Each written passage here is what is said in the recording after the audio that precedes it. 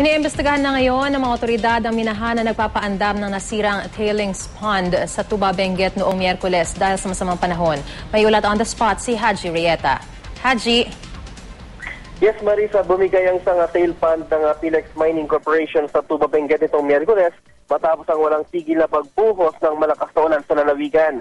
Kaya naman kumawala ang naipong tubig at lupa mula sa nasabing tail pond. Magkasama ng umagos ang tubig at lupa pababa sa Balogan River sa bayan ng Tuba.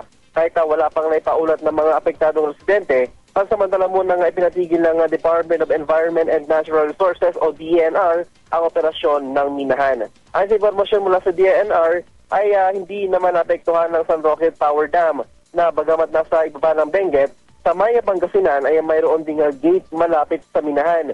Inimbestigahan na ngayon ng lokal na pamahalaan ng Benguet ang nasabing insidente at pinag-aaralan ng DNR kung mayroong pagkukulang ang minahan. Bagamat tumangging magbigay ng pahayag ang Philex Mining Corporation tungkol sa pangyayari, ay masinsin naman daw nilang minomonitor ang insidente sa mining site.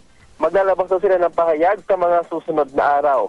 Ang Philex Mining ay isa sa mga pinakamalaking minahan sa bansa ayon sa ulat ng DENR. At 1993 tumaris nang magsimulang maghukay ang Philex sa Tuba at sa Itogon, Benguet.